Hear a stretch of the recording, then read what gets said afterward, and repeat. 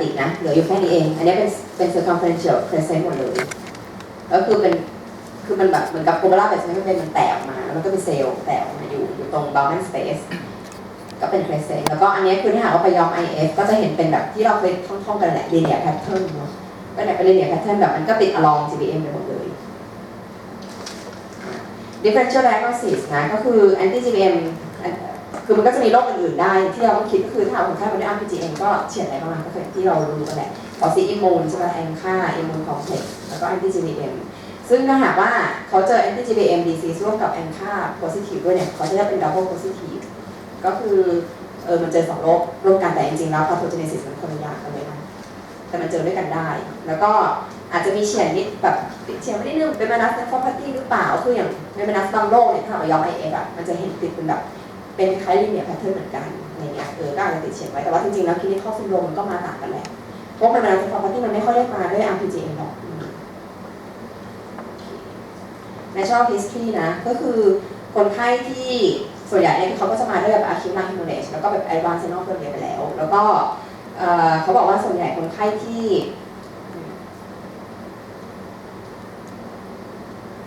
เขาบอกว่าคือมันมีบ้างที่แบบว่าอาจจะโปรเกรสช้าๆแบบเป็นเดือนถึงเป็นปีอะไรเงี้ยแต่ว่าส่วนใหญ่แล้วคือมักจะมาพรีเซนต์แบบถ้าเจอจริงๆนะคือมันจะมาด้วย acute lung hemorrhage ก็เป็นแบบGFR คือดรอปเร็วมากแล้วถ้าหากว่า RPGN มัน develop แล้วเนี่ยคือส่วนใหญ่แล้วไตมันจะวายค่อนข้างเร็วอ่ะคือเซฟมันจะแบบเซฟได้ค่อนข้างยากค่ะ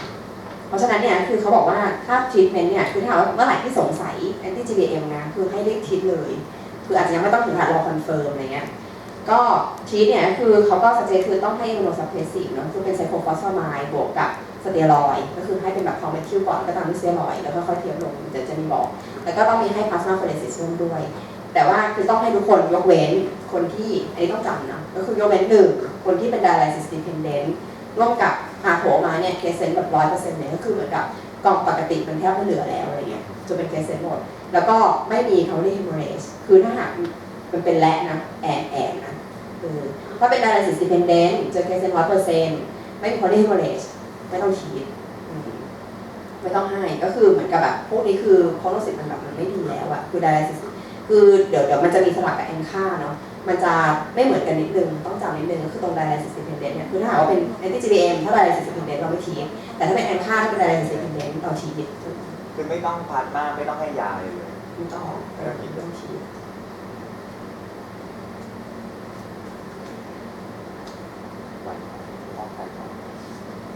คืออาจจะคือความจริงแล้วอาจจะให้ไซโคฟอสร่วมกับ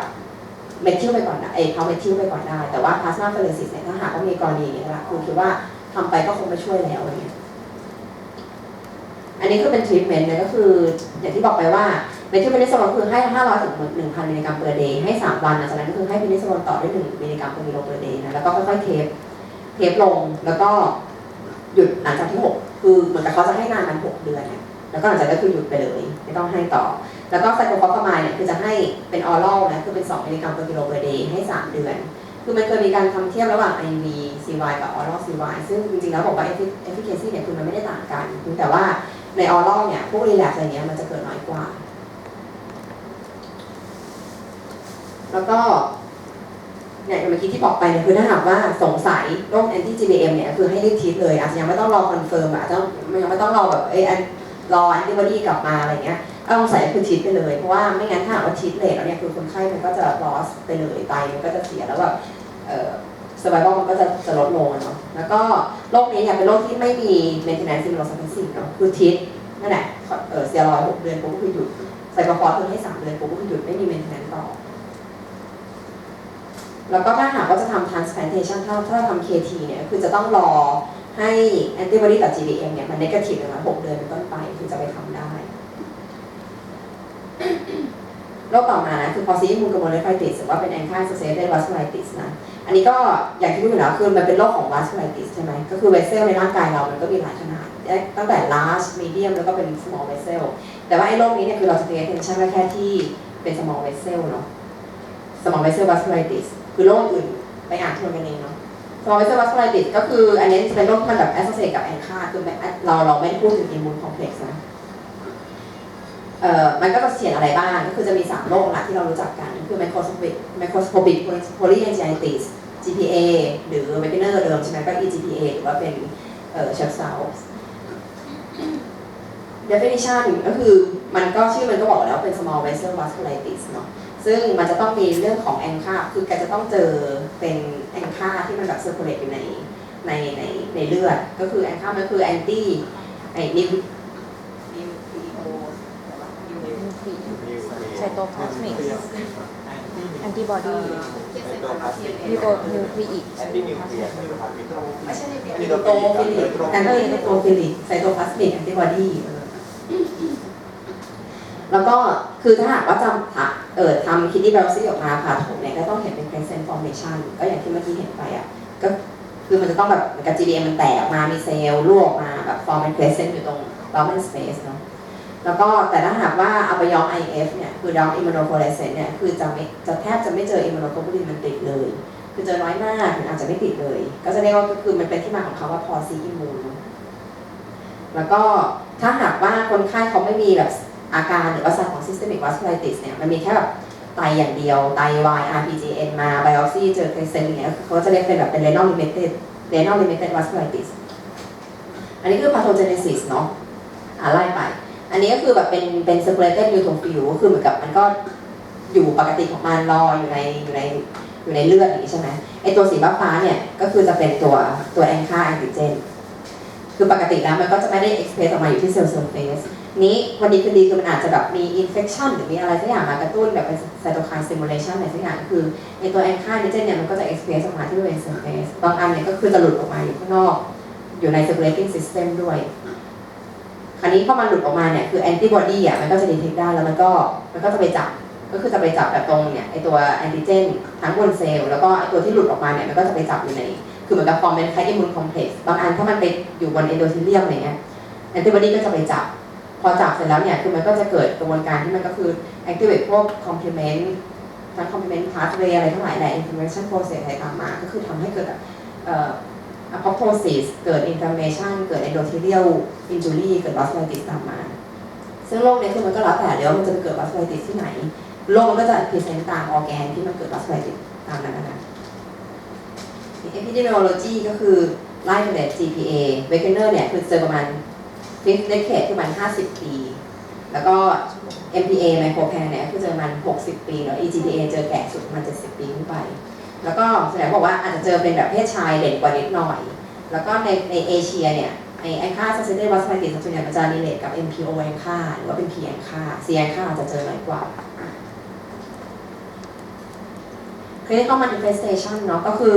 ส่วนใหญ่แล้วเนี่ยจริงๆแล้วเขาจะมาด้วยแบบเหมือนกับเป็น constitutional symptom คือไม่มี specific symptom มาถึงก็แบบเหนื่อยเพลียมีไข้บางคนก็เจอแบบเป็น prolonged fever อย่างเคสก่อนหน้าที่เดทไปแล้วที่ 7NW นั้นก็มาด้วย prolonged fever ที่แบบก็ตอนแรกก็หาไม่เจอเหมือนกันจนไปเจอว่าเป็นเพียงข้ามของ positive แล้วก็แบบน้ำหนักลดกินไม่ได้เหนื่อยเพลียอะไรอย่างเงี้ยฉะนั้นคือก็ต้อง pay attention นิดนึงเดี๋ยวคนไข้แบบมาด้วยแบบแก่แล้วก็ทรายประมาณนี้ก็คือต้องคิดถึงไปด้วยแล้วก็บางคนก็คืออาจจะมีถ้าโชคดีคือเขาจะมี develop แบบ systemic vasculitis เนี่ยออกมาให้เห็นมีแบบ purpura หรือว่าเป็นแบบ abdominal pain อะไรอย่างเงี้ย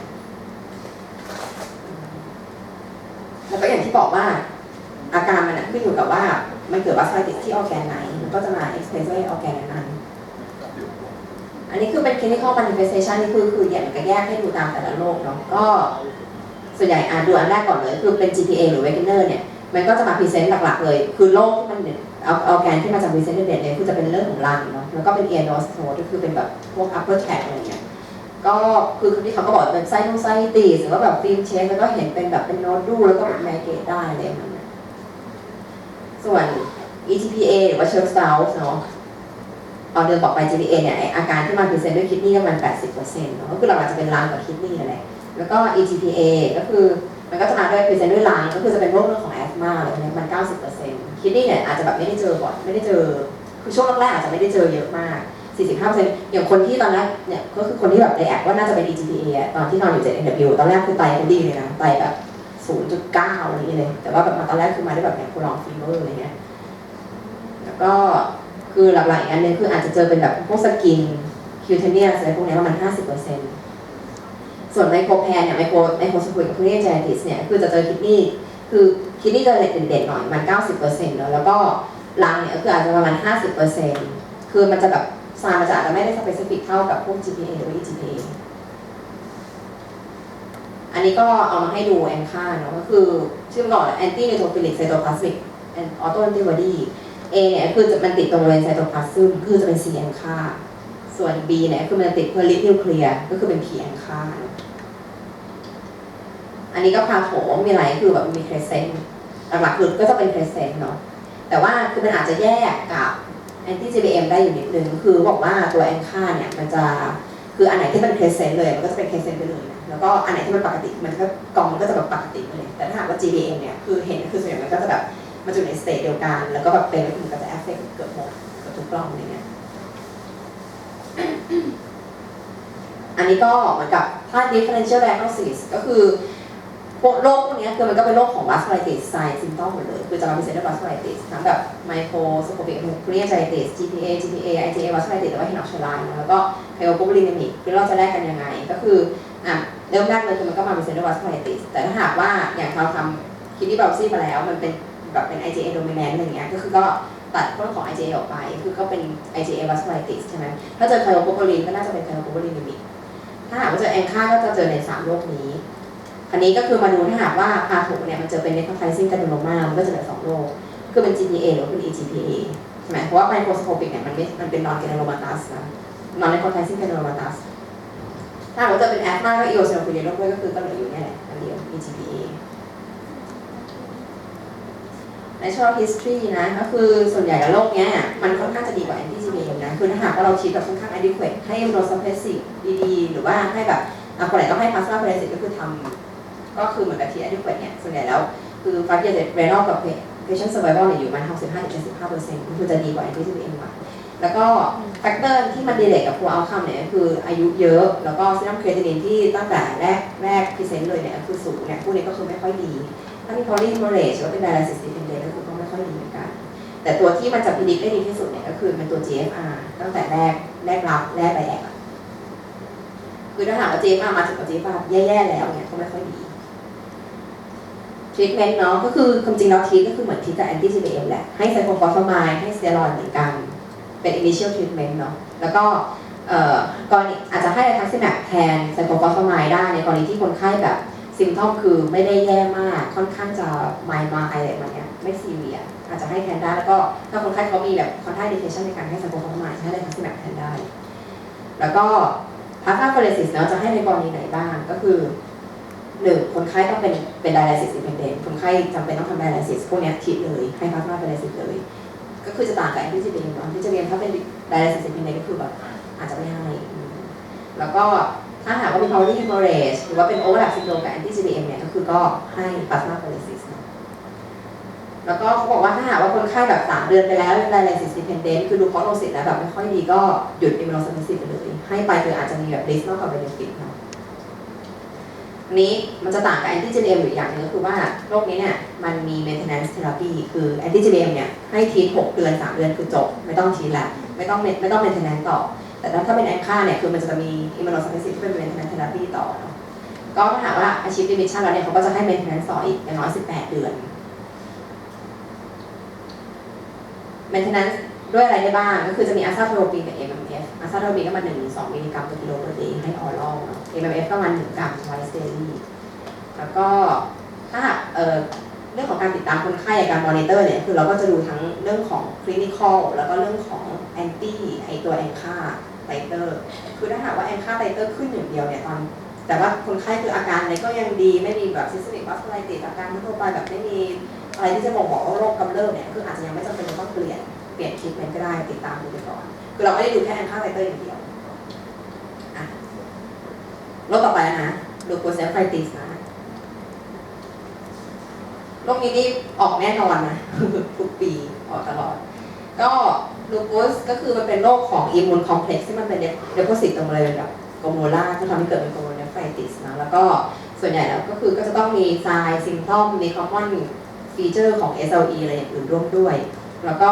การวินิจฉัยเนี่ยคือจะต้องคอมบิเนชันทั้งคลินิคอลแล้วก็แลบเนาะ epidemiology คือ LN เนี่ยคือจะเจอในประมาณ 40% ของคนไข้ที่เป็น SLE นะแล้วก็ peak incidence เนี่ยอยู่ประมาณ 15-45 ปีคือจะเห็นว่ามันอยู่ในช่วงที่มันเป็นแบบเรียกว่าวัยเจริญพันธุ์นะแล้วก็เพศหญิงเนี่ยคือจะเยอะกว่าเพศชายมา10:1แล้วก็ LN ในคนไข้ที่เป็นผู้ชายแล้วก็ในเด็กเนี่ยจะค่อนข้างซีเวียกว่าในคนไข้ที่แบบเป็นเพศหญิงแล้วก็อายุแบบไม่ได้น้อยมากอะไรเงี้ยแต่ก็จะเจอเยอะเจอมา 3-4 เท่าในคนไข้ที่เป็นเอเชียเป็นคนผิวดำแล้วก็เป็นฮิสแปนิกเนาะ risk factor ของการเกิด LN เนี่ยคือมีตามนี้คือเป็นอายุน้อยๆแล้วก็เป็น low socioeconomic status นะแล้วก็มี ACR criteria ที่แบบไดแอคค่อนข้างเยอะๆก็จะ develop LN ได้ง่ายได้เยอะกว่าคนไข้ที่แบบเป็น disease duration มานานๆมี family history ของ SLE แล้วก็มีประวัติ hypertension อะไรพวกนี้คือเขาก็มีความเสี่ยงที่จะ develop LN etiology นะคือสาเหตุคือเขาก็แบ่งหลักคือจะเป็นแบบเรื่องของ genetic factor environmental factor แล้วก็ animal คือมันก็จะมี animal model ทำออกมาว่ามันน่าจะเกิดจากอะไรอย่างเงี้ยเรื่องของ genetic เขาคิดว่ามันน่าจะมีส่วนด้วยก็คืออย่างเช่นคนไข้ที่แบบที่มีคนในครอบครัวเป็น SLE เนี่ยมันก็จะมีโอกาส develop SLE มากกว่าคนที่แบบเขาไม่ได้มีคนในครอบครัวเป็นซึ่งมันก็มีการทำการศึกษาแต่ว่ามันก็แบบไม่ได้ทราบทั้งหมดนะว่าแบบ genetic อะไรที่มัน relevant บ้างเนี่ยคือที่เขาเคยทำการศึกษามาคือจะมีเรื่องของ homozygous deficiency ของ complement อย่าง C1Q C2 C4 เลยพวกนี้ครับenvironmental factor ก็อย่างเช่น hormonal factor ช่วงที่แบบฮอร์โมนกระฉูดอย่างเช่นพวกแบบตอน pregnancy อะไรเงี้ยพวกเนี้ยคือจะ exacerbate ได้บ่อยแล้วก็มันมีเรื่องของ animal model ที่เขาศึกษาคือเขาบอกว่าไอเรื่องของตอนที่แบบเวลาเซลล์เกิด apoptosis แล้วแบบมันมีการ defect ตอนช่วง apoptosis พวกนี้คือปกติ apoptosis คือเซลล์มันตายปุ๊บมันก็จะแบบเคลียร์อะไรของมันไปเองเลยจะไม่มีพวกเซลล์คอมโพเนนต์ข้างในมันหลุดรอดอะไรออกมาเนี่ยคือช่วงเนี้ยถ้าหากว่ามันเกิด defect อะไรพวกเนี้ยก็บอกว่ามันก็จะทำให้เกิดการแบบกระตุ้น B cell proliferation แล้วก็เกิดการสร้าง autoantibody ขึ้นมาได้อันนี้ก็คือลองดูคร่าวๆก่อนคือ autoimmunity ใน SLE นะคืออย่างที่บอกไปถ้าหากว่ามันมีเซลล์ที่แบบตายเช่นลิโมไซต์อะไรเงี้ยจริงๆแล้วมันควรต้องเกิด apoptosis ใช่ไหม apoptosis มันก็จะมีเกิด opsonization อะไรตามมาแล้วก็อาจจะมีฟาโกไซต์เนี่ยมากินต่อแล้วฟาโกไซต์เนี่ยมันก็ควรจะ digest เซลล์พวกเนี้ย digest DNA อะไรแบบได้ค่อนข้าง effective จริงๆแล้วมันไม่ควรจะเหลือเป็นแบบพวก DNA component หรือว่า nucleic acid อะไรที่แบบว่าออกมาใน circulating system แต่พวกนี้เนี่ยบางทีมันจะมี defect แล้วมันก็จะมีพวกแบบ DNA particle อะไรพวกนี้หลุดออกมาอันนี้พอหลุดออกมาเนี่ยมันก็จะมีการแบบไปพรีเซนต์กับพวก APC พวก antigen presenting cell อะไรพวกนี้คือปากกาเซลล์พวกมันกินเข้าไปใช่ไหมมันก็ไปพรีเซนต์กับพวก APC มันก็จะไปกระตุ้นต่อกระตุ้น T cell กระตุ้น B cell อะไรพวกนี้มันก็เลยเกิดการสร้างออโตอิมมูนิตี้อะไรเงี้ยตามมาก็เลยทำให้เกิดเป็นแบบ systemic vasculitis ไม่ใช่ systemic vasculitis ก็คือเกิดเป็นแบบ systemic symptom ก็คือออโตอิมมูนิตี้ก็จะไป attack พวกออร์แกนต่างๆอะไรพวกนี้นะซึ่งจริงๆแล้วเนี่ยร่างกายคนเราอ่ะมันจะมีกระบวนการอย่างหนึงก็คือเขาเรียกว่าเป็น self tolerance ก็คือร่างกายเรามันจะดีเทคได้ว่าอันไหนที่เป็นของตัวเราเองมันก็จะไม่สร้างออโตเดลิเวอรี่ขึ้นมาต่อของเซลล์ใช่ไหมแต่พวกนี้เนี่ยคือเขาบอกว่าเขาเชื่อว่าคือมันมีการ loss ของเซลล์โทรแลนซ์ไปด้วยก็คือ pathogenesis เนี่ยก็คือเรื่องแรกคือคนไข้แบบก็อย่างที่บอกไปมีเซลล์apoptosis อะไรพวกนี้แล้วก็แบบมันมีเรื่องของพวกนิวเคลียร์แอนติเจนอะไรเงี้ยมันหลุดออกมาแล้วก็ไปเป็นเซลล์แอนติเจน presenting cell ซึ่งพวกนี้เนี่ยคือมันก็คล้ายกับว่ามันก็ดีเทคไม่ได้ว่าอันนี้มันเป็นของตัวเราเองเนาะเป็นเซลล์มันก็ดีเทคว่าเป็นฟอรีนเป็นแบบเป็นการของข้างนอกอะไรเงี้ยมันก็เลยสร้างออโตเดลิเวอรี่ขึ้นมาแล้วก็นั่นแหละออโตสร้างออโตเดลิเวอรี่ขึ้นมาเสร็จแล้วมันก็จะไปจับกับแอนติเจนที่มันมีอยู่แล้วแล้วก็เกิดเป็นอิมมูนคอมเพล็กซ์มันก็ไปเดโพซิตตามที่ต่างๆซึ่งในไตเราก็จะไปเดโพซิตตรงโกลโมไลน์เนาะแล้วเกิดเป็นเนี่ยอินฟลามเมชันเกิดเป็นโกลโมโลเนฟไฟติสอะไรตามมาทำให้เกิดไฟโบซิสและดาเมจตามมาทีนี้เข้า manifestation มาด้วยอะไรได้บ้างก็จะเจอโปรตีนูเรียเนี่ย 100% เลยนะก็คือถ้าหากว่าแบบไดแอค LN แต่แบบโปรตีนูเรียไม่มีอะไรเงี้ยคือก็ไม่ควรมันไม่น่าใช่อ่ะอาจจะเป็นอย่างอื่นแล้วก็อาจจะมีเซนเนอร์เนฟโรติกซินโดรมเนี่ยมัน 45-65% แล้วก็ฮีมาทูเรียเนี่ยคือส่วนใหญ่ก็จะเจอแบบอย่างน้อยๆก็ต้องเจอเป็นไมโครฮีมาทูเรียมา 80% นะก็อาจจะเจอบ้างมาสัก 30% แต่ไม่เจอก็ไม่ได้ exclude อะไรแล้วก็เรื่องของ renal function เนี่ยคืออาจจะมาพรีเซนต์ด้วย RPGN นี่ก็คือก็เจอแบบไม่ได้คือไม่ได้เยอะมากแต่ก็แบบก็เจออยู่ได้เรื่อยๆนะคือประมาณ 10-20% GFR ดอกเนี่ยคือประมาณ 40-80% โดยรวม Hypertension ก็เจอเยอะ 15-50% อันนี้ก็คือเป็น pathology ที่จริงๆควรต้องรู้นะต้องจำได้ด้วยว่า LN เนี่ยมันมีทั้งหมด6 คลาสใช่ไหมแล้วก็ไล่1 2 3 4 5 6 หนึ่งก็คือเป็นแบบมินิมอลเมสเซนเจียลเนาะคืออันนี้เนี่ยถ้าดูไลน์ไมโครสโคปจริงๆแล้วกรองมันจะปกติเลยแต่ถ้าไปดู IF ย้อม IF เนี่ยคือมันอาจจะมีติดแอนติบอดีที่บริเวณเมสเซนเจียลได้นิดหน่อยอะไรเงี้ยแต่จริงๆแล้วส่วนใหญ่เราก็ไม่ไบออปซี่หรอกไอ้คลาสหนึ่งอ่ะไม่มีใครส่งมาไบออปซี่เราปกติไฟมันก็จะดีอ่ะที่อาจจะมีคืออาจจะเป็นพวกแบบ follow up อ่ะไอ้พวกที่แบบเคยคิดไปแล้วแบบ follow up แล้วก็มาดูว่ามันก็เหมือนกับดีเกรดดาวลงมาหรือแบบคลาสหนึ่งแล้วอะไรเงี้ยคลาสสองก็คือเป็นเมสเซนเจียล proliferative LN ก็คือดูไลน์ไมโครสโคปก็จะเห็นว่าเมสเซนเจียลมันมีแบบ proliferate มี hypercellularity เพิ่มขึ้นอย่างเงี้ยแต่อย่างอื่นก็ยังดีอยู่คลาส3กับ4เนี่ยเลขรวมก็คือเป็น proliferative LN เนาะซึ่งมันก็คือจะแยกต่างกันตรงที่ว่า3เนี่ยคือจะเป็น focal LN ก็คือกรองที่มันโดน affect เนี่ยก็คืออาจจะแบบน้อยกว่า 50% โดยกรองโดยรวมแต่ถ้าหากว่าเป็น diffuse เลยมากกว่า 50% นี่คือเป็นคลาส4ซึ่งก็จะมีแค่ย่อลงไปอีกคือเป็น A กับ C A คือเป็น active C คือเป็น chronic ซึ่งถ้าเราจำมันก็จะมีการให้สกอร์อะไรพวกนี้เนาะคลาส5ก็คือเป็นเมมเบรัสLN แล้วก็คืออย่างที่เคยบอกไปแล้วอะตอนสอนไปตอนเมมเบรัสไซโคพาธีก็คือ GBM มันก็จะหนาๆมีสไปค์อะไรเงี้ยพวกนี้คือจะมาพรีเซนต์ได้เด่นคือเป็น nephrotic syndrome มันจะแบบคลาสสิกโปรตีนโรเลียมากๆคลาส6ก็คืออันเนี้ยคือแบบเกินโคนิกไปแล้ว advanced sclerosing ไปแล้วก็คือมากกว่า 90% biopsy ออกมาเนี่ยกรองมันคือแบบ global glomerulosclerosis ไปแล้วเนาะอันนี้ก็คือคงไม่ต้องทำอะไรหรอกก็คือแบบ CKD ฟอกไตไปอันนี้คือโชว์รูปความโถนิดนึงไม่มีอะไรนี่ไลน์ไมโครสโคปคือปกติดูแล้วก็ไม่มีอะไรเลยคลาส1คลาส2นี่คือแบบมีแบบ focal mesenterial proliferation นิดหน่อยคลาส3ก็คือเนี่ยมันก็จะมี lesion แต่ว่ามันก็คือจะแบบไม่ได้อาจจะไม่ได้ทั้งกลอมแล้วก็ถ้าไปดูในกลอมโดยรวมแล้วเนี่ยก็คือจะไม่ถึง 50% เลยพวกนี้นะอันนี้เนี่ยก็คือจะเห็นว่าแต่ละกลอมนี่คือมันแบบเยอะมากคือแน่นมากแบบรูเมนแทบไม่เปิดไตวายแน่นอนอันนี้คือคลาส5ก็คืออย่างที่เคยโชว์ไปแล้ว GBM มันก็จะหนาแล้วก็จะเห็นเป็นสไปค์เนาะคลาส6ไม่ได้โชว์คือเหมือนกับมันก็จะเยอะแล้วแบบเป็นกองสเตอร์นี้ที่โชว์รูปนี้มาคือว่าจริงๆแล้วก็คือต้องอย่าลืมว่า LN เนี่ยมันก็ไม่ได้ทำให้เกิด pathology ที่กรองอย่างเดียวมันก็อาจจะทำให้เกิดที่ interstitial อะไรนี้ก็ได้เกิด AIN อะไรเงี้ยเป็นสาเหตุของ acute kidney injury อะไรเงี้ยก็ได้เหมือนกัน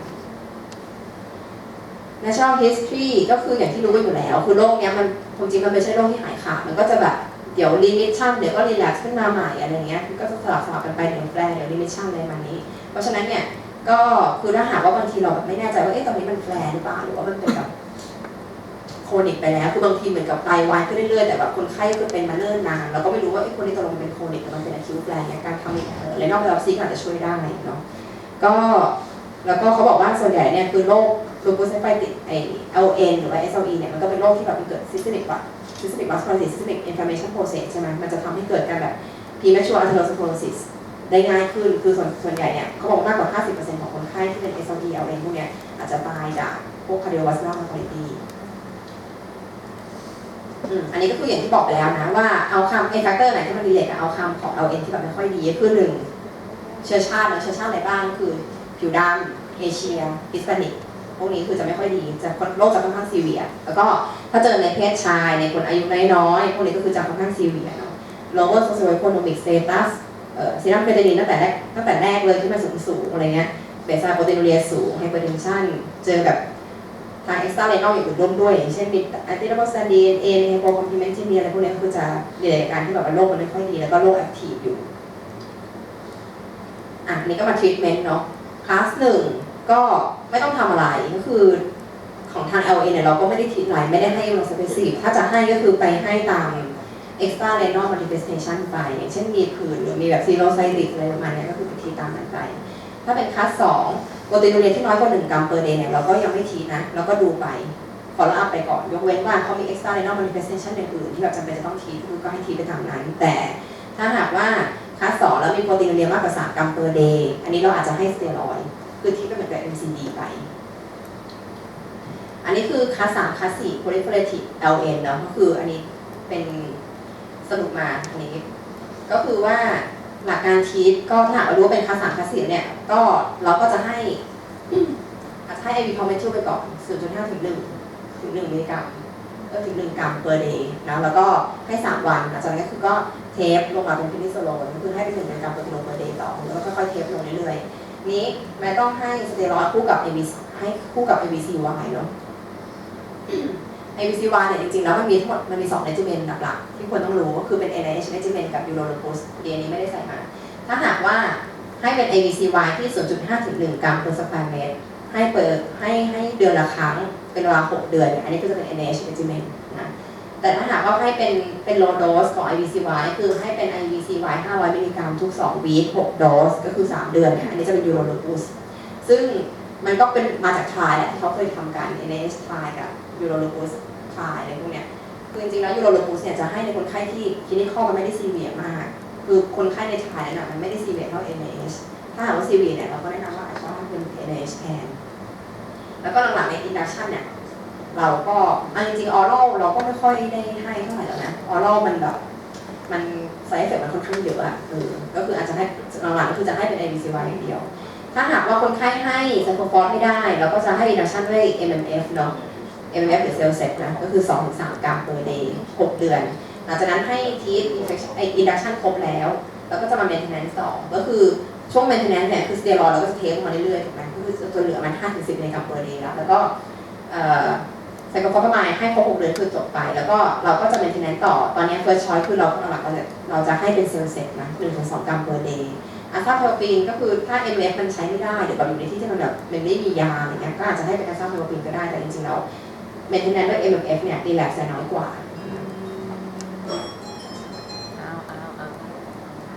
โอเคแปะ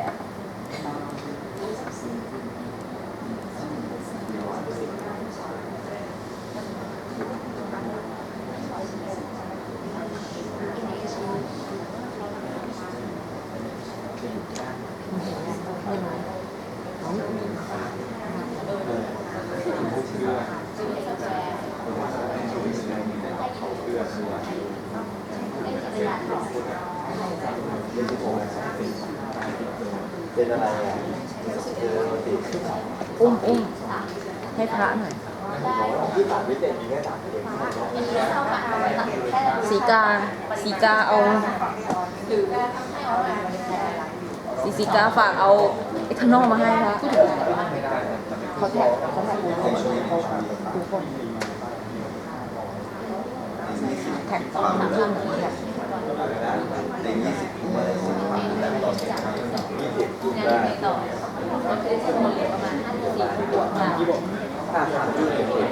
หรือว่าใช้ไม่ได้มากกว่า1-2 ต่อเป็นเบียร์เป็นถ้าใช้ไม่ได้ก็เปลี่ยนไปที่มีสไลด์จะจำได้เลยไม่ใช่โลยูโรต้องการอะไรเนี่ย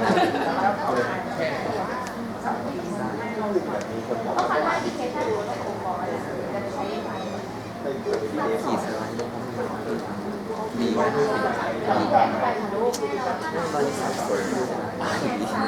มันเยอะไปหมดเลย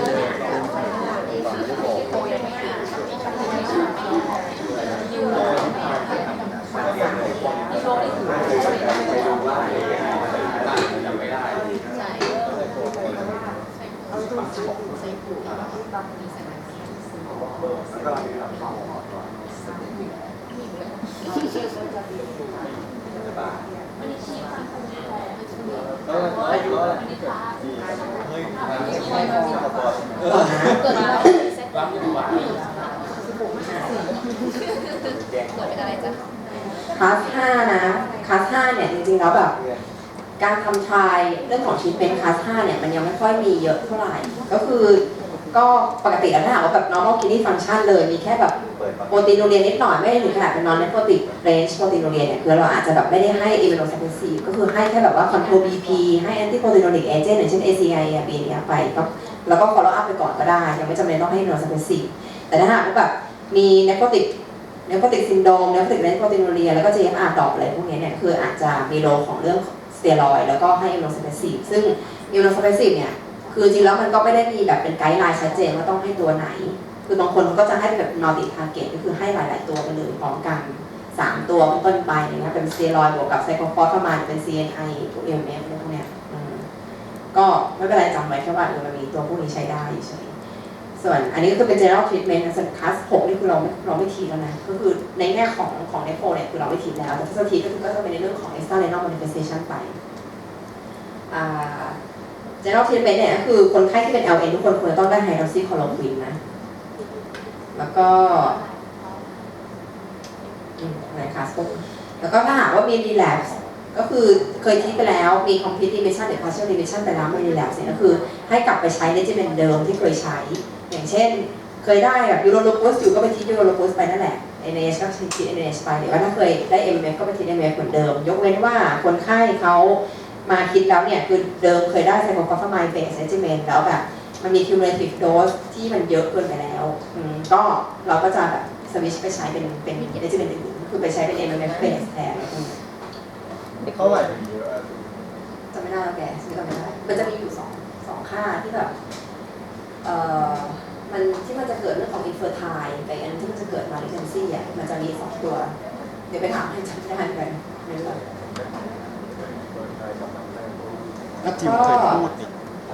อันนี้คือในกรณีที่ถามว่าเป็นดีแล้วใช่ไหมแล้วคือมีใครจำได้ไหมก็เคยจำได้ลืมแล้วไม่ได้จดไว้จะมันใช้2เรื่อง ลูกนักโต นั่นแหละเดี๋ยวไปถามให้คุณแล้วก็ถ้าหากว่าแบบคนไข้มีไตวายขึ้นสงสัยว่าเป็นดีแลกหรือเปล่าหรือว่าอย่างที่เคยพูดไปเป็นดีแลกแต่ว่าหรือว่าคนนี้มันเกินโคนิกไปแล้วอะไรเงี้ยก็คืออาจจะต้องแบบหรือว่าไม่แน่ใจว่าเคเนดินไลซ์จากสาเหตุอะไรอย่างเงี้ยต้องมาทำในนอกไบโอซีอันนี้ก็คือมันมีอันนึงที่จริงๆแล้วมันไม่ได้เขียนมาในเคดิโก้เนาะมันจะเขียนมาในเรื่องของอะไรASFA ก็คือเป็น American Society for Apheresis ก็คือถ้าหากว่ามันจะมีโลอยู่เหมือนกันในการทำ plasma pheresis หรือทำ plasma exchange ในคนไข้ที่เป็น SLE นะก็คือเป็นเนี่ย severe systemic lupus erythematosus เป็น SLE ที่มัน severe ก็คือมี cerebritis มี diffuse alveolar hemorrhage พวกนี้อาจจะมีโลในการทำ therapeutic plasma exchange ก็คือมันเป็น category 2 เนาะถ้าจำได้คือเหมือนกับข้อสอบมันมีถามไว้นะก็คือไม่เป็นไรจำว่ามันเป็น cat 2ส่วน cat 1มันจะเป็นเรื่องของพวกแบบกิแลนบาเล่เป็นอะไรที่มันเป็น TTP SUS อะไรพวกนี้ที่มันเป็นแบบอินดิเคชันแน่นอน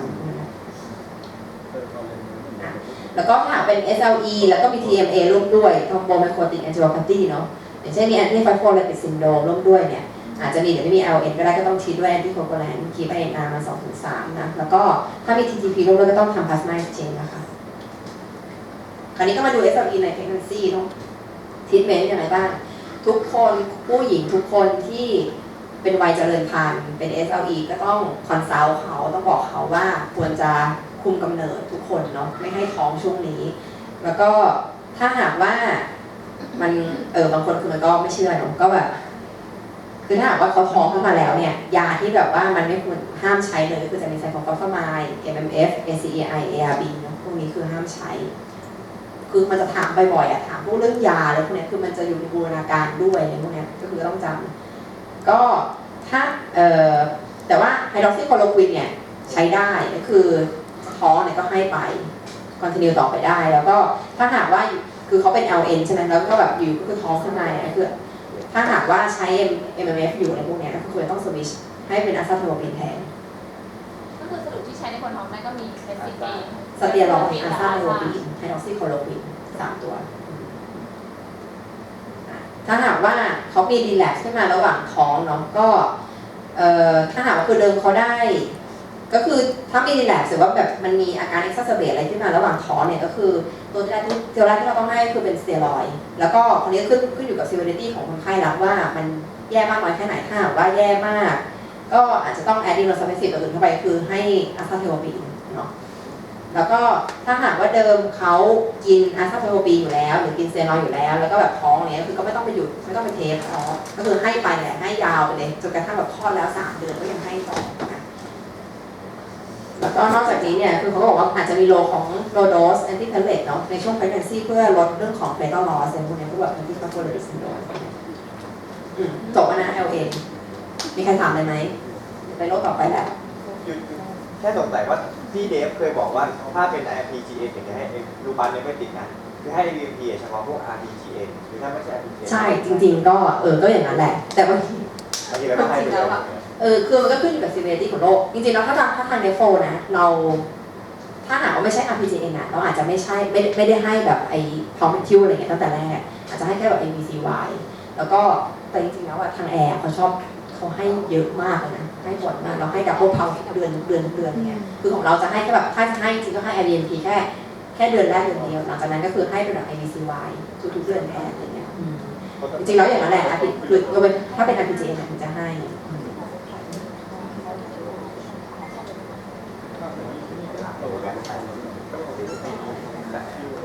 ไปเรื่องต่อไปนะ ต่อไปก็จะเป็นเรื่องที่มันรีเลทกับพวก MM เนาะพวกไมโมโนโคลนอลอิมมูโนโกลบูลินเดโพซิชันก็จะมีทั้งเรื่องของอะมาลาโดซิสแล้วก็เป็นพวก MIDD นะพวกนี้พูดต่อไป อันนี้ก็คือเป็น renal manifestation ใน MM นะ MM กับ kidney เนี่ยมันรีเลทกันแบบเยอะมากหลายโรคมาก ซึ่งแบ่งหลักๆคือจะเป็นเรื่องของ glomerulopathy fibrillopathy แล้วก็จะเป็นเรื่องของ other manifestation เนาะglomerulopathy เนี่ยที่จะพูดถึงที่เจอกันเยอะๆบ่อยๆเลยคือจะเป็น MIDD ก็คือเป็น monoclonal immunoglobulin deposition disease เนาะซึ่งเดี๋ยวมันก็จะแยกย่อยออกไปอีกเป็นแบบ light chain heavy chain อะไรพวกเนี้ยส่วน amyloidosis ก็คือจะเป็นอีกอันหนึ่งที่มันก็คือเจอใน MM ได้เหมือนกันก็อันอื่นก็เจอได้นะแต่ว่าก็คือจะแบบไม่ได้เจอเยอะมากหลักๆวันนี้เนี่ยที่จะสอนคือจะเป็นเรื่องของ MIDD กับ amyloidosis นะ fibrillopathy อันนี้ก็คือต้องไปดูกันเองนะก็คือออกสอบเยอะเหมือนกันแฟนโคดี้ซินโดรมแล้วก็แคสเนี่ยเพราะพาร์ตี้เนี่ยเจอบ่อยนะออกสอบบ่อยแล้วก็อาจจะมีอย่างอื่นได้ด้วยเช่นกันอย่างเช่นมันมี plasma cell infiltration ทำให้เกิดเป็น AIN มีแบบ dehydration จาก hypocalcemia มี polyuria อะไรพวกนี้ทำให้ไตวายก็เป็นได้หรือพวกนี้เขาจะมีบนเพนใช่ไหมเขาก็ชอบซื้อเอนเซมมากินเงี้ยก็ทำให้เกิดแบบ acute kidney injury จากพวกดัก nephrotoxic ดักอะไรพวกนี้ได้เหมือนกันแล้วก็ hyperviscosity syndrome ก็อย่าลืมบางทีแบบรีเลทกับพวก IgM อะไรพวกเนี้ยอันแรกนะที่พูดถึง renal amyloidosis ก็เลยต้องบอกก่อนคือ amyloidosis เนี่ยคือมันเป็นเทอมกว้างๆเทอมใหญ่ๆที่แบบบ่งบอกว่ามันเป็นโรคที่มีการ deposit ของ extracellular space ของ proteinaceous material ซึ่ง proteinaceous material พวกนี้เนี่ยมันจะมีการเรียงตัวแบบค่อนข้างเป็น pattern ก็คือมันจะมีการเรียงตัวแบบเป็น rigid linear แล้วก็ non branching ไอ้ที่เกิดมามันจะเป็นไฟบิลนะคือเขาเรียกว่าแบบเป็นฟิบริลารีหรือเป็นไฟบิลพวกนี้คือถ้ามันมีการเรียงตัวลักษณะเนี้ยก็จะเรียกเป็นอะมิโลไดซิสแต่มันก็คือจะมีอีกแบบหนึ่งเหมือนกันที่นี่เนาะก็คือถ้าหากว่าเป็นแบบโปรตีนเชียที่มันมาเดโพซิตเนี่ยเขาจะแบ่งเป็นออร์แกไนซ์กับนอนออร์แกไนซ์ถ้าออร์แกไนซ์เนี่ยถ้าเป็นฟิบริลาเนี่ยอย่างที่บอกไปคือจะเป็นในกลุ่มของอะมิโลไดซิสแต่ถ้าหากว่าเป็นนอนออร์แกไนซ์เนี่ยคือจะเป็นอะไรก็ได้เช่นแบบไลท์เชนเฮฟวี่เชนอิมมูโนโกลบูลินอะไรก็แล้วแต่ที่มันมาเดโพซิตเนี่ยก็คือจะอยู่ในกลุ่มนี้หมดนะคะคือสรุปแล้วอะมิโลอยด์ก็คือโปรตีนเชียที่มันมาเรียงตัวกันแบบเป็นแพทเทิร์นเนี่ยเป็นฟิบริลารีอ่ะนั่นแหละแล้วคือเจอในทางก็คือเห็นว่ามันเป็นลักษณะเป็น fibrillary pattern เลยพวกเนี้ยคือเราถึงจะเรียกว่าเป็น amyloidosis เนาะซึ่ง pathogenesis ของ renal amyloidosis เนี่ยก็ที่มัน relate กับ MM เนาะที่มัน relate กับพวก monoclonal immunoglobulin เนี่ยก็คือมันจะเป็น lambda isotype เด่นกว่าแคปป้าเพราะฉะนั้นจะมี lambda แคปป้าใช่ไหมถ้าหากว่า lambda เด่นกว่ามันจะเป็น amyloidosis ซึ่งเขาบอกว่าถ้านึกรูป immunoglobulin ออกเนี่ยมันจะเป็น FC portion ใช่ไหมก็จะเป็นแขนแตกไป2 อันแล้วก็ตรงส่วนปลายข้างบนเนี่ยมันจะเป็น variable region ของมันซึ่งตรงนี้เนี่ยมันจะเป็นตัวกำหนดได้ว่าคือถ้าหากเราศึกษาไปเนี่ยตัว variable region ตัวนี้มันเป็น subtype ไหนมันจะเป็นตัวกำหนดเหมือนกันว่าจะเกิดเป็นแบบไหนอย่างเงี้ยถ้าเป็นใน amyloidosis เนี่ยก็คือมันจะเป็นตัวเนี่ย variable region เป็น lambda 6พวกนี้มันจะเจอได้นะคะแล้วก็ซึ่งในพวกแบบพวก MIDD อ่ะพวก light chain หรือ heavy chain พวกนี้มันจะเจอเป็นอีกแบบหนึ่งepidemiology นะ renal amyloidosis ใน MM เนี่ยมันเจอประมาณ 10% ของคนไข้ที่เป็นไมโลมาก็จะมาพรีเซนต์ด้วยแบบเนี้ย amyloidosis เป็น nephrotic syndrome อะไรพวกนี้แล้วก็ถ้าหากเป็น pure light chain ไมโลมาเจอมา 20% แล้วก็อายุเฉลี่ยเนี่ย median age ที่ตอนที่ไดแอดอยู่ประมาณ64 ปีนะคะอันนี้ก็เป็น clinical manifestation ส่วนใหญ่แล้วจริงๆคนไข้ก็จะมาพรีเซนต์ด้วยแบบ clinical มันไม่ได้ specific มากเนาะก็คือจะแบบ fatigue เนี่ยมัน 62% เลยเวทลอส 52% เงี้ยอาจจะ popular ได้บ้าง 15% แล้วก็ถ้าตรวจร่างกายก็คือเจอ hepatomegaly ได้มา 24% เนาะแมคโครกอเซียเนี่ยเจอน้อยมาก 9% แล้วก็ถ้าหากว่า laboratory ก็คือเนี่ยก็จะเจอเป็น plasma cell involved ใน bone marrow มัน 56% เนาะมี anemia มา 11% แล้วก็ serum creatinine rising มา 45%นอกจากนั้นคือจะมีโปรตีนูเรียมากกว่า1 กรัม per day เนี่ยมัน 55% นะแล้วก็ดูยูรินไลท์เชนเนี่ยก็จะเป็นอัลฟาเป็นลัมด้าเชนเด่น 50% อันนี้ก็พาโผไม่มีอะไรคืออันนี้คือจะบอกว่าไอ้ที่ลูกศรเขาชี้อยู่เนี่ยคือมันเป็นอะมิลอยด์มาเดโพซิตมันจะเห็นคล้ายๆกับโนดูอะถ้าหากว่าจริงๆถ้าหากว่าเห็นอย่างเดียวแล้วแบบว่าไม่ได้ clinical presentation ไม่ได้แบบ list ที่คนไข้มาด้วยเนี่ยบางทีเห็นอย่างเดียวคืออาจจะแบบคิดว่าเป็นDM เป็น DM อะไรด้วยหรือเปล่าแบบ KW โนดูหรือเปล่าอะไรเงี้ยคือมันจะอยู่ในกลุ่มเดียวกันถ้าเราเห็นแต่ตัวพาโผพวกนี้เนาะซึ่งถ้าหากว่าไปย้อม IF นะมันก็จะเห็นเป็นแบบพวกแลมด้าหรือว่าแคปป้าอะไรเนี่ยแล้วแต่เลยว่ามันจะติดอะไรคือเป็นไลท์เชนหรือติดเป็นไลท์เชนหรือติดเป็นอิมมูโนโกลบูลินที่มันเป็นโมโนโคลอลนะที่มันสร้างขึ้นมาส่วนอันทางขวามือเนี่ยก็คืออันนี้มันย้อมคอมโพเรสแล้วก็ไปดูอันเดอร์โพลไลซ์ไลท์อ่ะซึ่งมันก็จะเห็นเป็นแอปเปิลกรีนเนี่ยพวกนี้ที่มันเดโพซิตก็คือเป็นอะมิลอยด์คิดนี่ทรีทเมนต์เนาะหลักๆก็คือมันเกิดจาก MM อ่ะก็คือมันก็ต้องไปทิท MM ก็คือไปลดอิมมูโนโกลบูลินโปรดักชันนะก็คือให้คีโ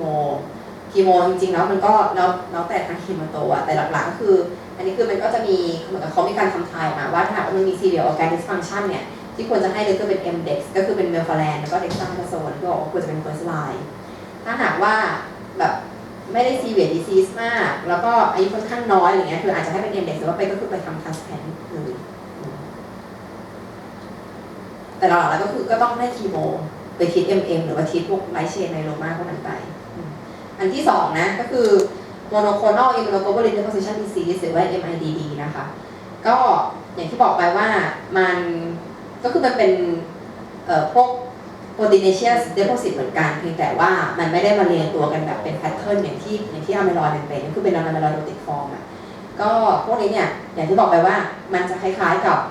มันจะเป็น differential diagnosis จากพาโถอ่ะกับพวก DN มันจะเห็นเป็นแบบเป็นโนดูอะไรเงี้ยได้เหมือนกันนะแล้วก็ในเรื่องของ MIDD มันก็จะแยกออกเป็นเนี่ย LCDD คือเป็น light chain LHC ก็คือเป็น light heavy chain นะคือเจอทั้ง light chain ทั้ง heavy chain แล้วก็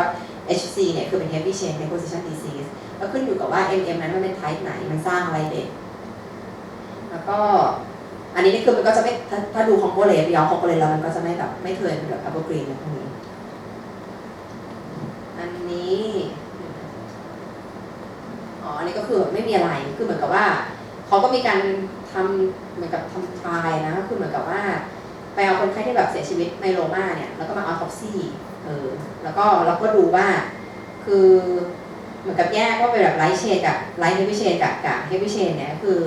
ในพวกไลท์เชนเนี่ยเจอในผู้ชายเยอะกว่ากัน 1.5 เท่าแล้วก็อายุก็จะประมาณพอๆกัน 51-56 ปีแล้วก็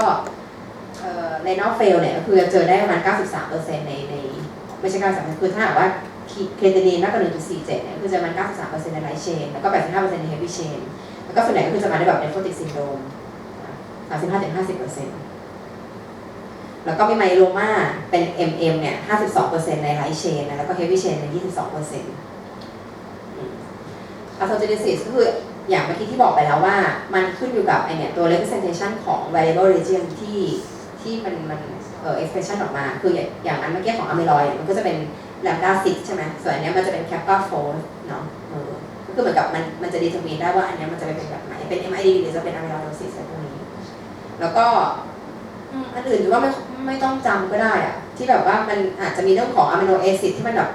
substitution ของ amino acid ใน light chain ในพวกนี้มันก็จะทำให้เกิดเป็นแบบเป็น light chain deposit อะไรอย่างอื่นตามมาได้อะไรประมาณนี้มีการเกิด glycosylation ในพวกนี้ไม่เป็นไรไม่น่าต้องจำแล้วก็ clinical manifestation นะหลักๆเรื่องของมันก็จะมาด้วย albuminuria แล้วก็จะมาด้วยแบบ nephrotic syndrome บางคนก็จะแบบ massive proteinuria อะไรพวกนี้แต่บางคนก็คือ MM เนี่ยมันแบบน่าจะเคยเจออยู่นะคือบางคนเขาก็จะมาถึงก็คือก็ไตวายไปแล้วอะไรเงี้ยคือเป็นคนkidney disease ไปแล้วบางคนเขาก็ไม่รู้เขาเป็นมันก็อาการมันไม่ได้ชัดเจนมากมันก็แค่ในเพียงเขาก็ไม่มาอะไรเงี้ยก็มาถึงบางคนก็คือจะเป็นคน kidney disease ไปแล้วแล้วก็ hematuria เนี่ยคืออาจจะเจอได้แต่ว่าบอกว่ามันจะ common ใน heavy chain มากกว่า light chain อันนี้ก็ไม่มีอะไรให้โชว์บาโถเฉยๆเนี่ยคือลักษณะเนี่ยมันจะคล้ายๆกับเป็นแบบ KW nodule เนาะถ้าไปเจอใน DM เนี่ยมันจะเหมือนกันเลยเพียงแต่ว่าถ้าหากมาย้อม IF เนี่ยพวกนี้คือย้อมติดพวกไลท์เชนในพวกนี้คือมันจะติดแต่ว่าในพวก DN เนี่ยมันจะติดแค่แบบ IgG หรือจะไม่ติดก็ทรีทเมนต์คือเหมือนกันนะก็คือทรีทเมนต์กับ renal amyloidosis ก็คือว่า เป้าหมายก็คือต้องไปลด immunoglobulin reduction production ก็คือมันสร้าง immunoglobulin ออกมาแล้วมันมา deposit เยอะก็ต้องไปลดการสร้างของมันก็คือให้คีโมนั่นแหละเหมือนกับทางที่คีโมโตให้นะแล้วก็คือในนอกกับ patient survival เนี่ยก็คือค่อนข้างในนอก survival อยู่ประมาณ64เดือนแล้วก็ patient survival อยู่ที่90 เดือนจบแล้วนะอันนี้ ธรรมดาจะ ให้ถามอะไรไหม จะไม่เป็นกลุ่มโปรตีน รอบสุดท้ายแล้ว เดี๋ยวไปทำข้อสอบ เดี๋ยวจะเฉลยข้อสอบที่เคยทำไว้ ก็ออกเยอะแต่ว่า มันออกคือมันน่าจะทำกันได้อยู่แล้วอ่ะ มันก็จะแบบออกมาอย่างที่โจทย์บอกอ่ะบางทีแบบดู UA แล้วก็อัลบูมินเจอน้อยๆแต่ทำไมที่ควรเอาโปรตีนูเรียออกมาเยอะๆอะไรเงี้ยพวกนั้นนะเบสเป็นหมูหลายๆก็ต้องคิดถึง เนาะมันไม่ได้ออกยากเลยวันนี้เนาะอันสุดท้ายนะ infection related glomerulonephritis คือโรคนี้แบบมันจะติดเชื้ออะไรมันก็ทำให้เป็นได้หมดอ่ะทั้งแบบแบคทีเรียแต่ว่าที่เราจะคุ้นเคยกันก็คือจะเป็นเรื่องของสเตปเนาะสเตปตัวคอคคัสแต่ว่าจริงๆแล้วสเตปก็ทำให้เกิดได้หรือว่าแบบจะเป็นแกมเน็กแกมโพสแบคทีเรียอะไรอย่างอื่นก็คือทำให้เกิดได้หมดแล้วก็ไวรัลก็ทำให้เกิดได้ Hep B Hep C Hep A HIV ทั้งหลายแหละพาวเวอร์ไวรัส B19 ทำให้เกิดได้หมดฟังก็โปรโตซูนโดมินติกอะไรก็คือทำให้แบบมันเหมือนกับมันเป็นเรียกเป็น entity รวมๆอ่ะ infection related glomerulonephritis ซึ่งจริงๆแล้วแต่ละชนิดเนี่ยมันก็จะแยกลงไปมันจะมีแบบดีเทลต่างกันนิดหน่อยอะไรอย่างเงี้ยเนาะในแต่ละโรค pathogenesis นะก็เกิดจากการที่มันมี immune complex มันไป deposit ตรงบริเวณ glomerulus ซึ่งก็คือมันก็อาจจะเกิดทั้งจากที่ว่าแบบที่คือมันไอการติดเชื้อนั้นไปกระตุ้นให้มี immune complex สร้างขึ้นมาหรือว่าไอตัวเชื้อเองที่มันทำให้เกิดเหมือนกับเชื้อนั้นเองมันทำให้เกิดว่ามันอยู่ใน immune complex นั้นด้วยแล้วก็มันทำให้ไป deposit ตรงบริเวณ glomeruli พวกนี้เนาะแล้วก็ถ้าหากว่าเป็นพวก staphylococcal infection เนี่ยคือมันจะมีอย่างคือเป็น super antigen คือมันมี super antigen ที่มันจะทำให้เกิดเป็น polyclonal immunoglobulin response หรือพวกนี้ตามมาได้ด้วยอันนี้คือเป็นโปรโตไทป์เนาะโปรโตไทป์ของ infection related glomerulonephritis คือเป็น post step glomerulonephritis ก็คือถ้าหากว่า biopsy ออกมามันก็จะเจอเป็นเนี่ย endocapillary proliferative glomerulonephritis ก็คือรูเมนมันจะค่อนข้างปิดหมดเลยแบบมันมี endothelial proliferate ออกมาจนแบบรูเมนมันปิดแล้วก็ทำให้ไตวายแล้วมีโปรตีนูเรียออกมาเนาะเดี๋ยวจะโชว์บาร์โทให้ดูอีกทีนึงแล้วก็อาจจะมองคอมมอนในเพศชายนะมัน2:1แล้วก็เจอในเด็กค่อนข้างเยอะ 2-14 ปีในเด็กก็จะเยอะมาก 90% ในผู้ใหญ่เนี่ยอาจจะเจอน้อยกว่าแต่ว่าในคนแก่ๆจริงๆหลังๆเราเจอค่อนข้างเยอะนะแล้วก็จะมาพรีเซนต์ในผู้ใหญ่เนี่ยมันจะพรีเซนต์แบบไม่ได้ทิปิคอลเหมือนในเด็กอ่ะบางทีก็จะแบบมาได้แบบอยู่ดีก็ไตวายไม่ทราบสาเหตุบางทีไข้ปวดไข้อะไรก็ไม่ชัดเจนนะไบออปซี่ไปเพื่อเจอกันเนี่ยเป็นอินโดแคปพวกเนี่ยก็มีเหมือนกันอันนี้คือถ้าหากว่าเป็น post step เนี่ยถ้าเกิดจาก impetigo มันก็จะมี period ตั้งแต่ช่วงที่ติดเชื้อจนเกิด glomerulonephritis เนี่ยมัน 4-6 วีคหลังจาก infection แล้วก็ไอตัว M type ของ step ที่มันทำให้เกิดเนี่ยก็ประมาณนั้น47 49 57 pharyngitis เนี่ยจะประมาณ 1-2 วีคหลังจาก infection เนื้อจะเร็วกว่าแล้วก็ M type นี่คือจะเป็น 1-2-42 แล้วก็ไอตัว step antigen เองเนี่ยที่มันทำให้เกิดเป็น nephrogenic strain เนี่ยคือจะมีอยู่2อันหลักๆก็คือที่จริงๆไม่ต้องจำก็ได้นะแต่ถ้าหากว่าจำก็ดีจะว่าอาจจะไปจำตอนที่แบบสอบลองเคสอะไรเงี้ยก็ตอบจำได้จำเขาคงลืมก็คือก็จะแบบ NADLR แล้วเป็น nephritis associated plasmin receptor อะไรเงี้ยยังไปสอบมงกุฎเงี้ยมงกุฎอาจจะชอบถามในพวกเนี้ยแล้วก็ SPEP เนอะคือเป็น streptococcal pyrogenic exotoxin B เนี่ยพวกนี้ทีนี้ก็ manifestation ส่วนใหญ่แล้วโรคนี้มันจะมาด้วยส่วนใหญ่แล้วจะมาด้วย nephritic syndrome นะแต่ว่าจริงๆแล้วในผู้ใหญ่อะเอาจริงๆมันหลังๆไม่ค่อยเจอที่มันจะมาด้วย pure nephritic อะบางทีก็จะแบบโปรตีนเรียโคตรเยอะเลยอะไรเงี้ยแล้วก็ไตวายบางคนก็จะได้ผล RPGN ไปเลยอะไรเงี้ยก็คือเป็นหนึ่งในโรคที่จริงๆแล้วควรจะต้องสงสัยเอาไว้ด้วยก็คือ acute nephritic syndrome เป็น classic presentation เนาะแล้วก็คนไข้คือเขาจะมี hypertension มัน 80% แล้วก็แบบบวม 80-90% แล้วก็แบบมี hematuria ได้ไม่ใช่ hematuria ได้คือจริงๆแล้วส่วนใหญ่ 100% เลยต้องมี hematuria อาจจะเป็น microscopic hematuria อะไรเงี้ยแล้วก็มี oliguria RPGN เนี่ยเจอมาน้อยกว่า 1% นะแล้วก็ creatinine rising มี low C3 เนื่องจากมันเป็นกระตุ้นใน alternative pathway นะคือจะมี C3 ต่ำแต่ C4 ส่วนใหญ่จะไม่ต่ำนะแล้วก็ antibody ที่อาจจะเจาะหาที่แบบว่าเป็น evidence ของ step infection เนี่ยก็จะมีอยู่4ตัวคือ anti streptomycin O anti DNase B anti hyaluronidase แล้วก็ streptokinase แต่ว่ามี2ตัวหลังเราเจาะไม่ได้มั้งอันนี้ก็เป็น natural history เนาะก็คือส่วนใหญ่แล้วเนี่ย nephritic picture acute nephritic เนี่ยมันจะค่อยๆดีขึ้นภายใน2 วีคแล้วก็พวก complement เนี่ยคือจะค่อยๆกลับมาอยู่ในแบบ normal level เนี่ยมัน8-10 วีคนะแล้วก็ hematuria เนี่ยก็จะประมาณ6 เดือน3-6 เดือนส่วน proteinuria ช้าสุดเป็นปีบางคนแบบ 2-3 ปีก็ยังไม่หายอย่างเงี้ยก็ยังอาจจะมี persistent ได้นิดหน่อยอันนี้ก็เป็นพาโถก็รู้อยู่แล้วอันนี้คือ subepithelial hump เนาะก็ถ้าเขาแบบคือถ้าเขาให้คิวแบบนี้มามันก็จะช่วยได้มากว่าแบบเป็น subepithelial immune complex หรือว่าเป็น hump deposit อะไรเงี้ยแต่ว่าบางทีเขาถ้าไม่ให้ก็แบบไม่เป็นไรแล้วก็แต่อันนี้เนี่ยคือเป็นพาโถก็คือมันจะเป็น endocapillary proliferate นะคือจะเห็นว่าดูเมนเนี่ยมันจะไม่เหมือนกับที่เราเคยดูมาคือดูเมนมันจะดูปิดหมดเลยเซลล์เต็มไปหมดแน่นๆแล้วก็ส่วนใหญ่ถ้าหากว่าซูมลงไปมันจะเป็น PMN ส่วนใหญ่มันจะเป็น PMN เด่นๆ PMN ที่มันมา infiltrate อันนี้คือจะ IF มันก็จะมี3 pattern เนาะจะเป็นมีเซนเจียว deposit อันนี้จะเป็น starry sky ก็คือจะแบบ deposit ทั้งมีเซนเจียวแล้วก็ capillary wall แล้วก็อันนี้จะเป็นแบบ Garland pattern Garland จะ severe สุดนะเพราะรู้สึกไม่ดีtreatment หลักๆเลยก็คือไม่มีหลายก็ supportive treatment ไปถ้าหากว่าแดกแล้วก็คือ1ก็คือเขาบวมใช่ไหมก็ต้องให้ diuretic แล้วก็ restrict น้ำ restrict salt ก็ถ้าหากว่าแบบไตมันวายมากมันต้อง dialysis ก็ dialysis ไปก็คือในผู้ใหญ่เนี่ยมันจะต้อง dialysis มา 25-30% แล้วก็ถ้าหากว่าคนไข้เขายังมี evidence ของเรื่องแบบติดเชื้อยังมีแบบ infection อย่างนี้อยู่ก็ต้องให้ antibiotic แล้วก็อาจจะต้องให้ในกรณีที่แบบว่าป้องกันการสเปรดเนี่ยไฟโตเจนิกสเตรนไปให้คนอื่นๆอะไรเงี้ยแล้วก็ถ้าหากว่าเจอเป็นแบบเป็น presentic GN ก็คืออาจจะมีโลของการให้เขาเมทิลเบนิโซโลนแต่ถ้าหากว่าไม่ได้มีถ้าหากแบบที่ออกมาแล้วเป็นแค่ endocapp ธรรมดาไม่ได้มี present อะไรเงี้ยคือก็อาจจะไม่จำเป็นจะต้องให้อันนี้อีกอันหนึ่งที่ควรจะต้องรู้ไว้คือมันเป็น entity ที่แบบมาค่อนข้างแรงกันหลังๆก็คือเป็น IgA dominant post infectious pulmonephritis ก็คือมันเป็น post infectious แหละแต่ว่าพอย้อนมาเองแล้วมันเจอ IgA ติดเด่นนะคือเขาบอกว่ามันจะ associate กับเป็น methicillin resistant staph infection นะคะแล้วก็ presentation เนี่ยอาจจะไม่ได้มาด้วย nephrotic syndrome อาจจะไม่ได้แบบไตวายแล้วก็เป็น nephrotic syndrome เด่นในพวกเนี้ยแล้วก็อายุคือจะเจอในคนไข้แก่ๆ60 ปีขึ้นไปแล้วก็เป็น DM ประมาณนี้จบแล้วใครถามอะไรปะจะไปเฉลยข้อสอบเลย พื้นที่เดฟโพซิตส่วนใหญ่ก็จะเป็นอินโดฟิลใช่ไหมถ้าไปแบบทางตรงนั้น หมายถึงว่าจากไลฟ์ไม่โคสโคปใช่ปะเพราะไลฟ์ไม่โคสโคปส่วนใหญ่ก็จะเป็น PMN แล้วก็จะแบบคือถ้าแกดูลงไปจะเป็น PMN มาอินฟิลเตรตในกรอมเยอะๆแล้วก็เซลล์ในกรอมก็จะอะไรนะคะ ถ้าเป็นลูบันเนฟติกก็เป็น PMN PMN ก็มีได้แต่มันจะมีฟีเจอร์อย่างอื่นของลูปัสด้วย อย่างเช่นมีแบบอะไรนะแคริโอเล็กซิสอะไรพวกนี้คือเป็นแบบเซลล์เดบีเซลล์ตาย ไม่ต้องรู้ ดีไวลูปอะไรพวกนี้ยังไม่ต้องรู้หรอกแต่เขาไม่ถามหรอกมันไม่น่าให้มาในข้อสอบเรียน2มันจะว่าไม่ต้องคืนหลักๆน่าจะรู้แบบว่าคิดยังไงส่ง investigation อะไรยังไงอย่างเงี้ยมากกว่าความจริงพวกมาโถอาจจะแบบต้องไปรู้นิดหน่อยตอนแบบสอบเป็น3สอบลองเคสอะไรเงี้ยอาจจะได้แบบคะแนนเพิ่มถ้าแกอ่านได้อะไรพวกเนี้ยเสร็จแล้วสอบนะ 3-4 ทำกันไปแล้ว ทำได้ยังมีบางคนไม่ได้ทำใช่ไหมงั้นทำใหม่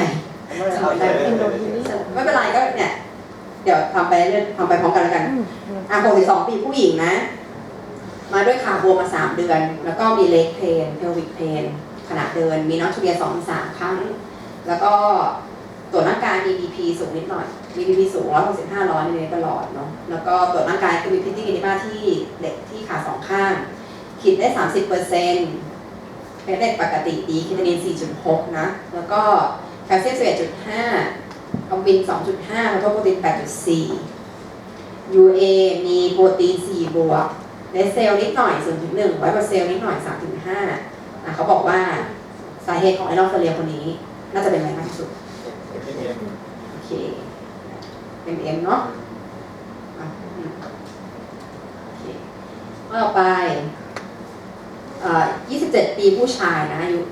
27 ปีแล้วก็มาพรีเซนต์ด้วยโปรเกรสซีฟเอดิมามา3 วีคแล้วก็มียูรินาคุณลดลงแล้วก็เขาบอกว่าตอนแรกเนี่ย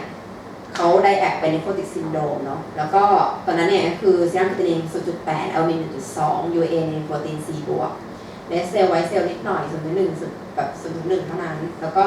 ไม่มีประวัติการใช้เอนเซตหรือว่ายาอย่างอื่นนะ นี้เขาก็บอกว่าทิดด้วยออรัลโปรซิมายไปหลังจากนั้น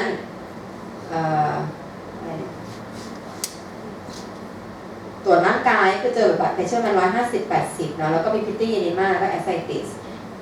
คือเหมือนกับมาฟอลโล่อัพอะแล้วก็แบบตรวจเจอเหมือนกับว่ามี UA โปรตีนนูเรียมากโปรตีนนูเรีย4 บวกเลเวลเซลล์3.5เลเวลเซลล์5-10เคทาลีนเนี่ยไลซิ่งขึ้นมาจาก 0.8 เป็น 3แล้วฟาพีบีปกติเขาบอกว่าข้อไหนถูกก็ต้องคิดดีไปเนาะเพราะอันนี้คือยังไม่รู้เลยว่าคนไข้เขาเป็นอะไรถูกป่ะเดิมเป็นเนฟโรติกซินโดรมที่แบบเคทาลีนดีเลยอยู่ดีก็มาไตวายขึ้นมันจะโหมันเป็นได้แบบตั้งหลายอย่างอ่ะอาจจะเป็นแบบ AKI เนฟโรติกซินโดรมหรือว่าแบบอาจจะเป็น LN แล้วมันโปรเกรสซีฟขึ้นหรืออะไรอย่างเงี้ยเราก็ยังไม่รู้อะไรก็ต้องทำในนอกไบออปซีเนาะ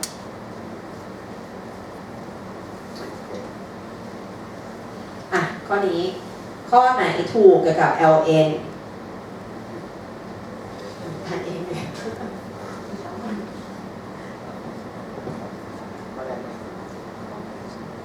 เรียนเป็นที่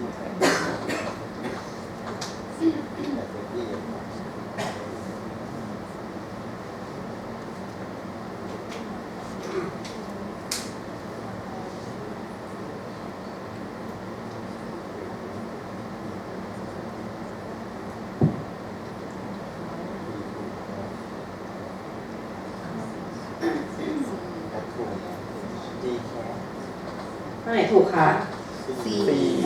4 แคทเนาะมี2หมดแล้วก็นั่นแหละเป็นข้อเดียวที่ถูกอันอื่นมันผิดหมดนะ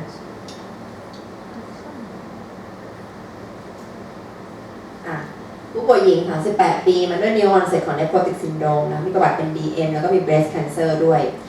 ตรวจร่างกายเนี่ยมี BP 150/90 พิตตี้กินมา2 บวกเคทาลิน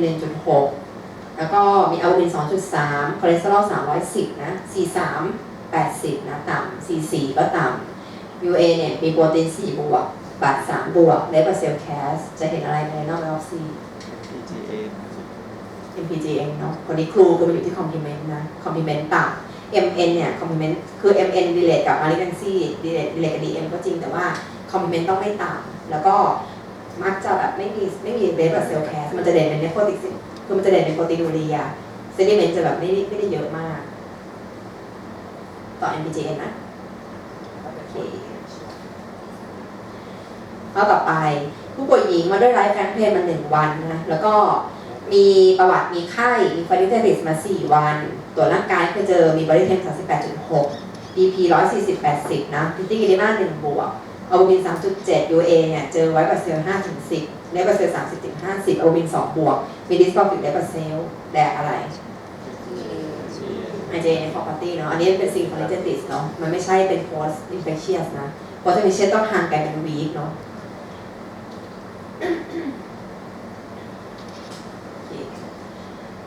ข้อต่อไป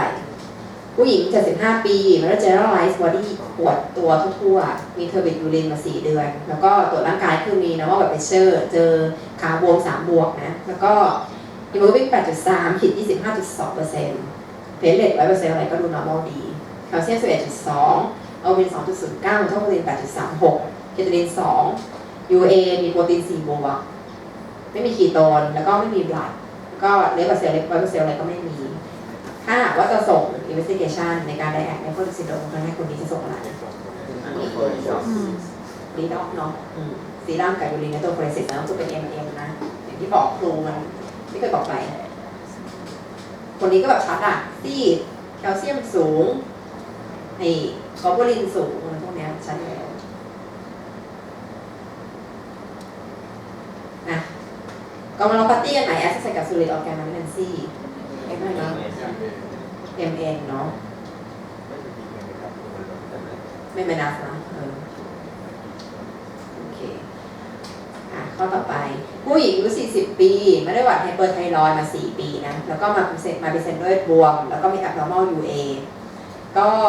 ตอนช่วงที่เขามาพรีเซนต์ด้วยอาการอย่างเงี้ยคือเขาก็ได้รับการรักษาด้วย PTU อยู่50 มิลลิกรัมเปอร์เดย์ตรวจร่างกายเนี่ยก็ไม่เจออะไรมากเจอแค่แบบเพชเชอร์160/80แล้วก็มีบวมเนาะ UA มีโปรตีน2 บวกเลเวอร์เซลล์ 50-100 มีเลเวอร์เซลล์แคส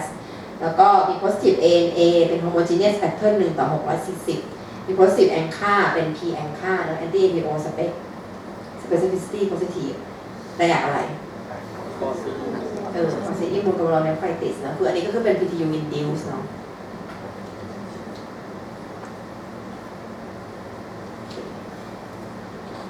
19 ปีผู้ชายมาพรีเซนต์ด้วยปวดหัวมีแบบเชสต์คอมฟอร์ตมา2 วันตรวจร่างกายเจอ BP สูงนะ200-110 มี S3 แกลลอกมีคาร์เดียกออสเตชันแล้วก็มี S3 แกลลอกแล้วก็คิตานิน1 ฮีโมโกลบิน12 UA เนี่ยมีโปรตีน4บวกเลเวอร์เซลล์มากกว่า20ไวท์เปอร์เซลล์5 ถึง 10 เทนิโฟอาร์โปรตีนเนี่ยได้ 3.5 กรัม diagnostic test ทำอะไรก็คิดนี้แบบซีเนาะคนนี้คือ UA มันก็แบบเป็นกองวล่ามันเป็นกองวลาเนฟไฟติสอะซึ่งเราก็ยังไม่รู้ว่าเป็นจากอะไรกันแน่ก็ต้องมาทำให้เราแลกซีเนาะ มันเป็นในโปรตีนเลยนะคะโปรตีน ใช่คือเป็นคือมันมีทั้งพวกอีดูเรียนมีทั้งเซนติเมตรทั้งหมดเป็นกองวลาเนฟไฟติสอยู่แล้วอะ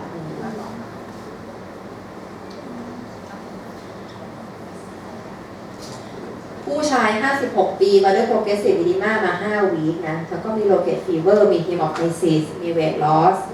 แล้วก็BP เนี่ย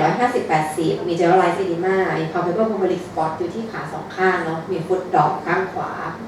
hemoglobin 11.5 เป็นปกติดี ASR 80 BUN 56 creatinine 2.8 UA มีอัลบูมิน4 บวก มีเลเวอร์เซลล์ 30-40 นะไวท์เปอร์เซลล์ 3.5 มีฟิลเลเวอร์เซลล์แคส UPCI ได้ 1.8 ฟิล์มเชสในคัชชีนฟิลเตรตที่ไรโลว์ลังคอมพลิเมนต์ปกติแดนโนซิสซีโรโลจิกเทสฟอร์เรนโนซิสอะไรถูกต้องเป็นค่านะคนนี้ไซน์วัสไลติดชัดเจนนะไม่เป็นไร